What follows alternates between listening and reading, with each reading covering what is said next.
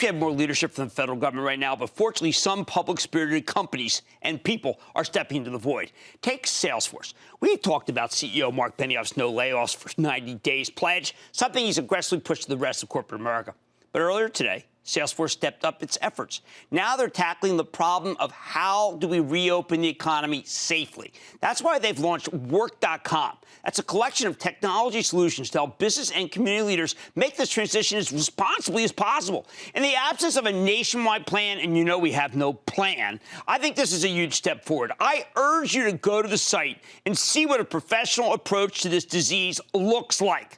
This morning on Squawk on the Street, I got a chance to speak with Marc Benioff, the founder, chairman, CEO of Salesforce, and we kept talking about, well, let's say after the show, so much of what's really going on. Take a look.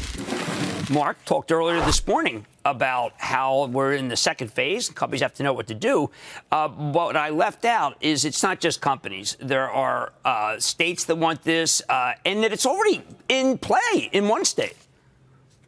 Well, that's exactly right, Jim. You know, this first phase of the virus has been so challenging for us. And, you know, our heart has really gone out to everyone who's been affected by the virus. That's one of the things that has motivated us to acquire now almost 60 million pieces of PPE and distribute that to hundreds of hospitals around the world.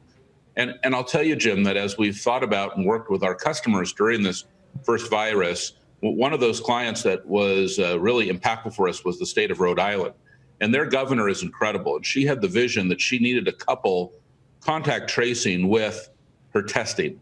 And that really gave us the vision that every organization is going to need to be able to deploy information technology like contact tracing to mitigate the spread of the virus as we enter phase 2, which is what we're getting ready to do now, getting ready to get back to work safely. I'm somewhat concerned about the steps that are being taken right now in phase 2 versus the gap that we're going to have before we get a vaccine. And I think it's substantial. I know you've got some fabulous doctors involved. I know Dr. Brilliant feels like I do. I know he's part of your team.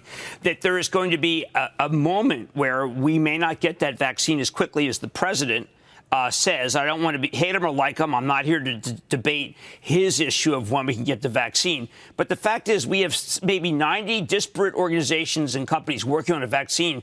Shouldn't they all be working in Alamogordo together? Well, Jim, you're exactly right. We need a vaccine, and we need that desperately. We need a Manhattan Project, if you will, for the vaccine, because as we enter phase 2, we're going to get back to work without a vaccine, which means that the virus is still going to be out there. And for our employees, for our customers, well, we don't want them bumping into the virus. So we need to do things that are going to help us to mitigate our interaction with the virus during phase 2. That's why we're going to have PPE in our workplace. We're also going to take people's temperatures before they come into the office. We are also going to enforce social distancing standards, asking our employees and customers to stay 6 feet away from each other. But we're also going to deploy information technology that is going to give us the ability to provide a safer workplace. And that's what work.com is all about. Work.com is a platform allowing our customers to reopen safely. And we think this is going to be extremely important. But look, customers are going to need a command center. They're going to need this contact tracing. They're also going to need to do shift scheduling. You know, they're not going to bring everybody back at once. They're going to bring them back in shifts, because if one shift gets the virus, they're going to quarantine that shift and keep the other one going. They're going to do workforce triage. All of these things are kind of next generation apps, and we're going to need to deploy those rapidly to our customers. Right, you talked about at the top 50 million PPE. There was an excellent article in the New York Times that talked about the coalition you had put together in order to be able to bring in a lot of PPE that was so needed. It was actually the largest chunk of PPE that came into our country. The coalition included the Chinese. And maybe you can just opine a little bit on maybe the Chinese people versus the Chinese government, because I know that there's a lot of saber rattling, but it seemed like there was tremendous cooperation among the actual people in China to help you. Well, Jim, as you know, I'm in San Francisco, and our local medical leaders here, led by Sam Hawgood, the chancellor of UCSF, really had a call to arms in early March. He saw that there was a tremendous amount of PPE being used in the hospital, even though the virus has actually had very little spread here in the Bay Area, because everybody coming into the hospital was afraid that they had the virus. So he called me and he said, is there any way you can help us get more PPE? That was the beginning of this. I had never heard of what PPE was, Jim. I have to be honest with you. And so I called a friend of mine, Daniel Zhang, the CEO of Alibaba, who's in Shanghai, and asked him if he had connections for PPE suppliers, and he did. And he was able to help us get prioritization on PPE. And like I said, we've secured tens of millions of pieces of PPE, brought them here into our country as well as other countries as well. Well, going back to work.com, one of the things that I see really is very telling, and I know it's been a theme of yours, reskilling. Now, is the reskilling that particularly has to do with the pandemic, or are you just talking about the notion of jobs changing rather dramatically because of it? Because if it's jobs changing rather radically, what you're really saying is this is going to be with us for a long time in one form or another. Well, Jim, we certainly see, as we start to head into phase 2, we see more of a depressionary environment, maybe a significant recessionary environment. I don't know what your economic forecasts are right now, but what I see is there's going to be a lot of people who are going to be looking for work. I think there's 20 or 30 million people already out of the workplace in the United States. I don't know what the specific numbers are, but I know that those individuals, to get back in the workplace, may need reskilling and retraining. That has to be a part of any back to work program. I think the government's also going to need to encourage and incent companies to rehire these people and get going quickly. We've seen in the first stimulus them taking care of people and providing welfare services.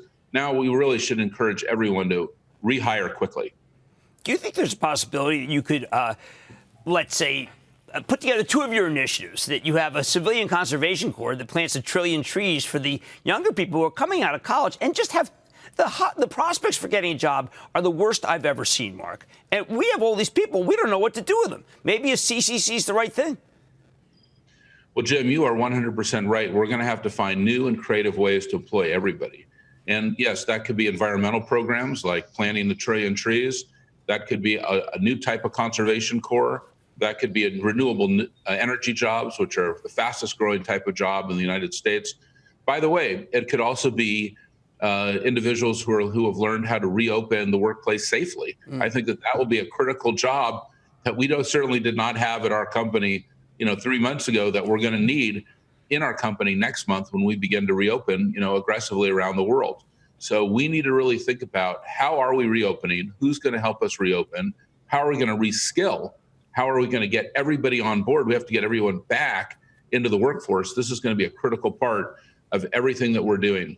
Well, Mark, I got to thank you. I mean, I felt work.com was the first thing that made me think maybe there's a procedure here. Maybe companies, if they all followed it, we would know what to do. Everything seems to be every person for themselves, Mark.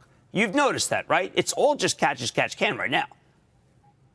Well, Jim, from my perspective, I'm always thinking about, with my company, what can we do to help others, philanthropically or commercially? Right. That's the nature of stakeholder capitalism. We're about the business of businesses improving the state of the world. That's how we got caught into helping our customers, during this critical time. That's how we got involved in PPE.